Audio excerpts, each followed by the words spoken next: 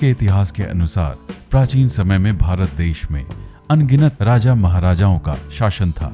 जी हाँ, भारत देश के हर कोने में राजाओं की हुकूमत चलती थी और उन्हीं के हुक्म के अनुसार किसी राज्य पर युद्ध करने का ऐलान किया जाता था।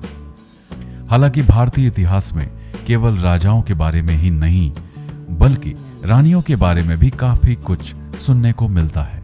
वैसे अपने प्राचीन इतिहास में राजाओं की लड़ाई के बारे में तो काफी कुछ पढ़ा और सुना होगा, लेकिन क्या आप जानते हैं कि पुराने जमाने में आखिर क्यों राजा महाराजा एक से ज्यादा शादियां करते थे? क्या ये उनका शौक था?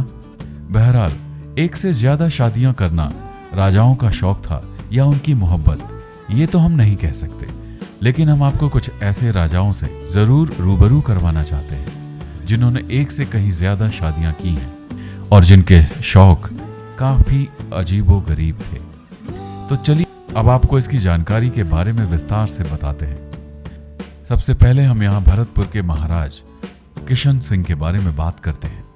आपको जानकर हैरानी होगी कि राजा किशन सिंह ने एक या दो नहीं बल्कि 40 शादियां की थी। वहीं अगर हम इनको शौक की बात करें तो इन्हें तैराकी का बहुत ज्यादा शौक था। यहाँ तक कि अपने इस शौक को पूरा करने के लिए वो किसी भी हद तक जाने को तैयार थे। बता दें कि महाराजा ने अपने शौक को पूरा करने के लिए गुलाबी संगमरमर वाली एक झील बनवा डाली। केवल इतना ही नहीं, इसके अलावा इस झील में उतरने के लिए चंदन की लकड़ियों वाली सीढ़ियां बनवा ली। गौरतलब यह है कि यहाँ चंदन की 20 सीढ़ियां कुछ इस प्रकार बनी हुई थी जिस पर 2 व्यक्ति आराम से खड़े हो सकते थे। ऐसे में राजा किशन सिंह की पत्नियां निर्वस्त्र होकर उनका स्वागत करने के लिए हाथ में मोमबत्ती लेकर वहां खड़ी रहती थी। इस दौरान रोशनी आने के बाकी सभी साधनों को बंद कर दिया जाता था।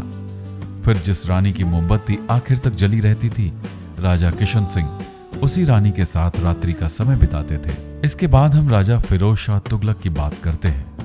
बता दें कि ये उस समय की बात है जब फिरोज शाह तुगलक महाराजा नहीं थे बल्कि वह केवल राजकुमार ही थे।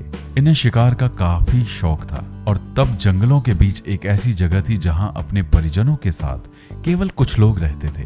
तभी गुजरी नाम की एक महिला वहां रोज दूध बेचने के लिए जाती थी और दूध बेचकर ही धन कमाती थी।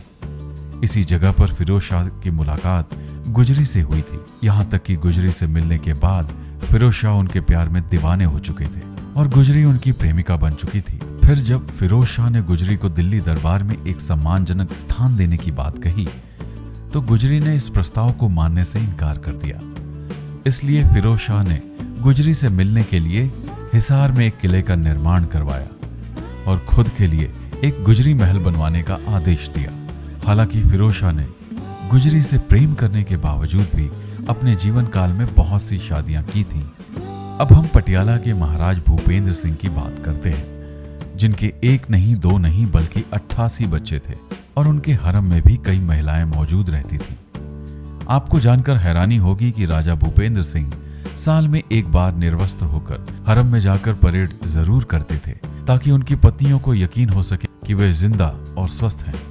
अब अगर हम मुगल बादशाह शाहजहां की बात करें तो इनके किस्से और कहानियों के बारे में तो आप सब बखूबी जानते ही होंगे। जी हाँ, शाहजहां अपनी पत्नी मुमताज से इतना ज्यादा प्यार करते थे कि उनकी याद में ताज महल तक बनवा दिया।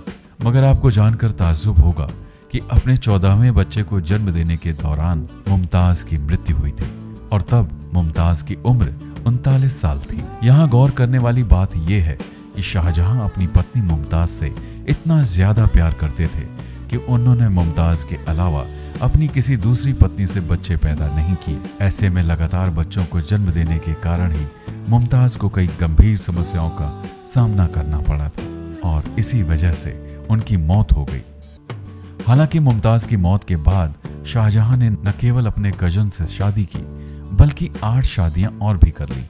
बहरहाल राजा महाराजा पुराने जमाने में आखिर क्यों इतनी शादियां करते थे, इसका जवाब तो आखिर आपको मिल ही गया होगा। शायद इसलिए क्योंकि इन्हें अपनी हरम में एक से ज्यादा रानियां रखने का शौक था और जिस राजा के जितने बच्चे होते थे उसकी ताकत उतनी ही ज्यादा मजबूत मानी जाती थी।